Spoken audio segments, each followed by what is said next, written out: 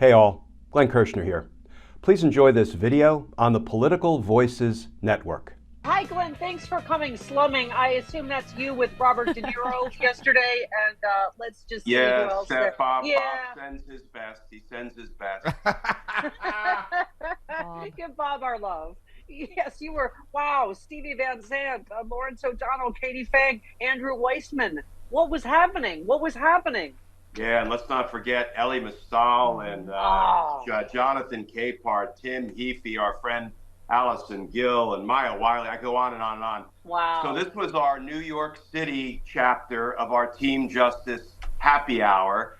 And believe it or not, I would say this under oath, Bob De Niro invited us to have it at the Laconda Verde restaurant in his private back room. Nice. And he was there the whole time. We literally spent 3 days with Bob, including on set in Brooklyn with him filming. And it was a mind-blowing experience. But I think you all know that Bob has chosen this moment to speak out and to become a democracy warrior and a justice fighter. To hell with the blowback. And he's received considerable blowback, and he has put some of his capital on the line, none of which matters to him, because he said, I'm going to do whatever I can to defeat this thing. Thing is what he calls Donald Trump. He said, I won't call him an animal because that's an insult to animals. So I couldn't have been more humbled or gratified or honored, quite frankly, that he spent this time and reached out. And it was an amazing, amazing weekend and event. Well, listen, I'm glad you're going to come slumming with us in San Francisco for Sexy Liberal on Saturday. We're quite a come down from that, but we'll do the best we can too. Can't wait to see you guys. I can't wait. Me too. I mean, Bob, as you call him, Glenn, Bob is. He said, no, please. He said, please do not call me Robert. Don't call me Mr. De Niro. It was really hard to overcome the urge to call him Mr. De Niro. Yeah, I would imagine. That means you're in the circle of trust. Exactly. Of trust.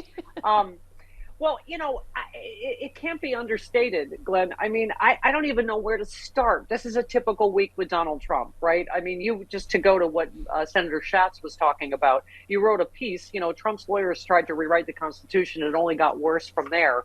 I keep saying you don't even have to be a lawyer to say that is ridiculous, his argument about immunity. Do you predict, Glenn, like I've heard others predict, that obviously they're going to rule against him, but the Supreme Court will not take it up? Or where are you on this? Okay, if the Supreme Court are honest brokers of the law, and as we know, Steph, the word if is doing some heavy lifting in that sentence, they will refuse to take this case for review because there's no constitutional principle to be decided. There's no lawful authority anywhere, not in a statute, not in appellate court precedent, what we call case law, and not in the Constitution that says a president can commit crimes against the American people with impunity. So the Supreme Court should say, shut the hell up. We don't need to hear from you. Remand it to Judge Chutkan and let's get our trial on. Glenn, you tweeted Trump violating court rules, rips into Judge Engoron during closing arguments. Here's what happened. Here's why Judge Engoron changed course and allowed Trump to speak at the end of the case.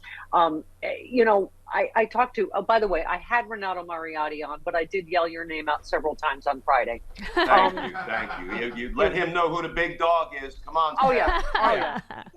But, Glenn, he had the same reaction I did. It's like, shouldn't the second Trump have started to speak, he said, nope.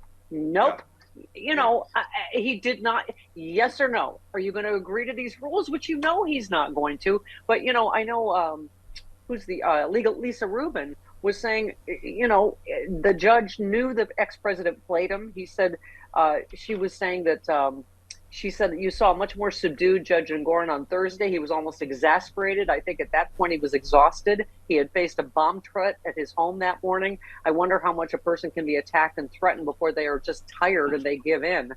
Yeah. That infuriates me. What is your take? Yeah, here's what happens, Steph. So first of all, the Constitution provides you can represent yourself.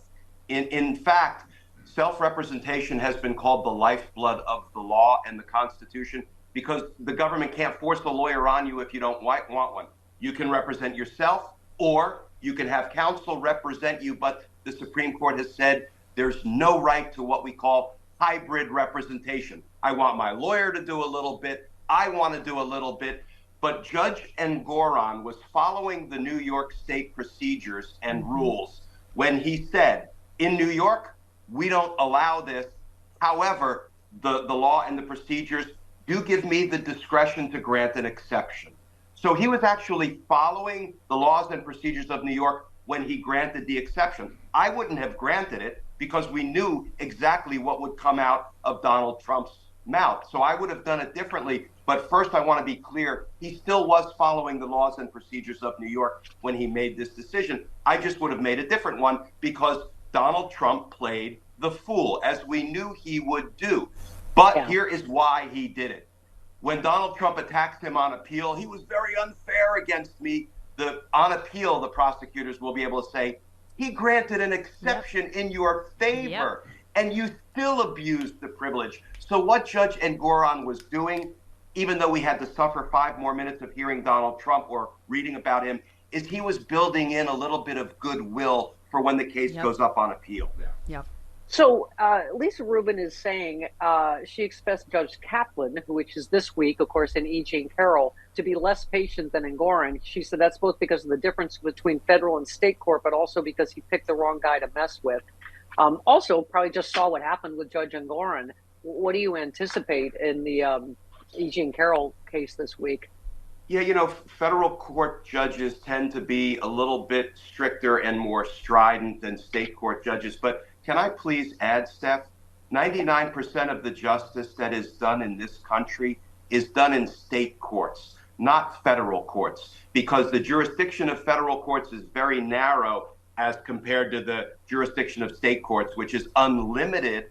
And federal prosecutors don't go to trial all that much. They try to wrap everything up in a nice little guilty plea. I never want to say anything disrespectful of the state courts or the state courts judges, because that's where the hard work of justice gets done every day in this country.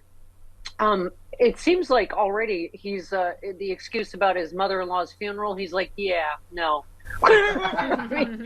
First of all, I think we all know Donald Trump could give 2 flying Fs about, I'm sure, his mother-in-law. It's just he finds a new delay tactic every time, doesn't he? Is there another plot at Bedminster where he'll be burying her?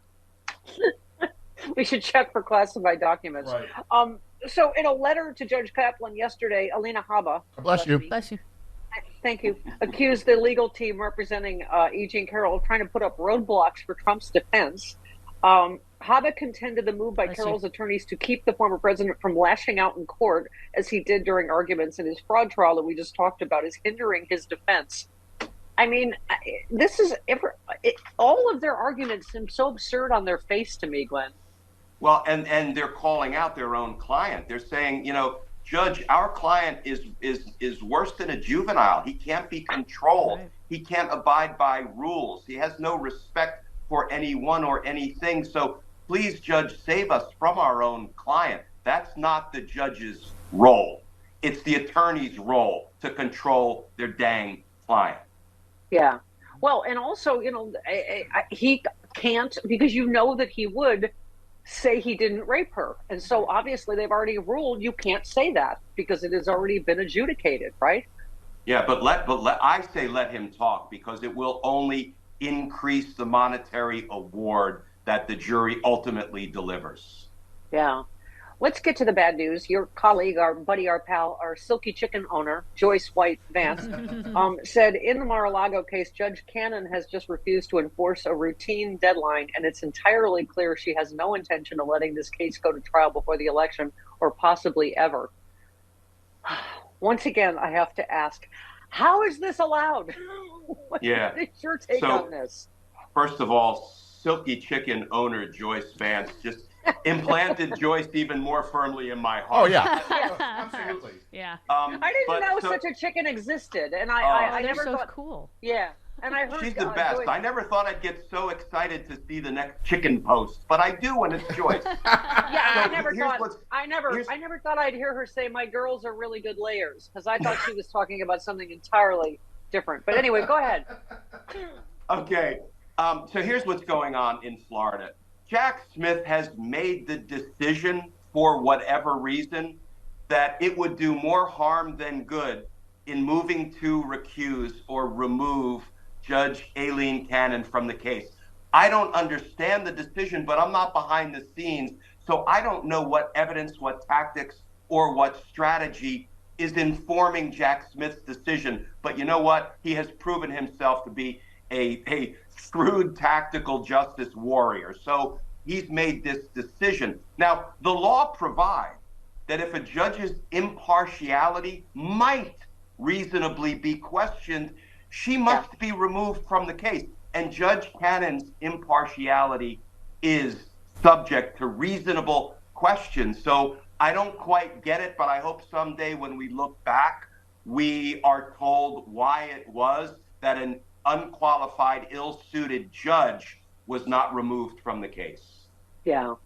Chris, can you give me cut one? I know you've heard this, but it's worth listening again to what Roger Stone flatly denied he ever said. This is Roger Stone on tape. If I'm Swalwell and get this over with, it's time to do it. Then we'll see how brave the rest of them are. Either Swalwell or Nadler has to die before the election. They need to get the message. And just not putting up with this again. It's a little hard to hear. It's a little hard to hear. Yeah, it's a little hard to hear, but you know what it is. It's him saying, let's go find Swalwell and kill him, basically. That either he or Nadler has to die before the election. I think I saw George Conway, I think it was on TV, Glenn, say, well, it's not illegal. I mean, without the plot to carry it out. I think I've ceased to understand the rule of law in our country right now, but can you explain that to me? I can explain the law of conspiracy because as far as we know, they didn't make an attempt on the congressman's life. If they did, it would be attempted murder.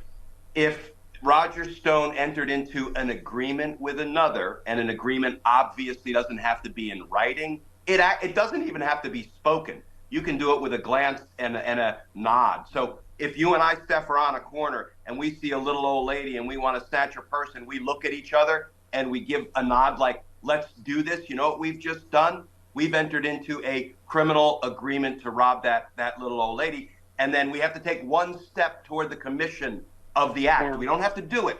That is the law of conspiracy. I can only assume that, again, Jack Smith or the Department of Justice, who I hope is investigating Roger Stone, concluded they don't have enough evidence to prove a conspiracy beyond a reasonable doubt. Just talking recklessly, hey, let's kill some dude. People say, I'm going to kill you a billion times a day on social media and elsewhere. And yes, it's not necessarily prosecutable, though it feels like it should be when it is a member of Congress. But I sure hope DOJ is crawled way up inside Roger Stone's communications, and they're trying to build a case against him because he undoubtedly committed crimes on and around January 6th. Yeah, I'll say. Love trumps hate, and the best way to combat this is for us to encircle Eric Swalwell in a big, sexy liberal group hug Saturday night in San Francisco. I know we've all invited him, and he has, his wife's birthday, family values. I think we should take another run at it. Encircle him in a group hug. You mean keep him prisoner while he does sexy liberal? Right. Yes, I say we kidnap him and his wife and encircle them in love and protective. Secret Service will be on the phone for you. No. They know it's all about the love. Okay, got it. Glenn, I cannot wait to give you a big hug in person on Saturday. Thank you so much for doing this for us. You are always so great at Sexy Liberal. I can't wait to see you guys and spend some time and see, all of the audience members whom I love and get ready for the pictures before and after. And I'm in it for the long haul on Saturday night. Sweet. Oh, the chicks look at him like he's Elvis. It's extraordinary. All right, love you. Mwah. Thanks, Glenn. Love you, Steph. See you guys. Bye.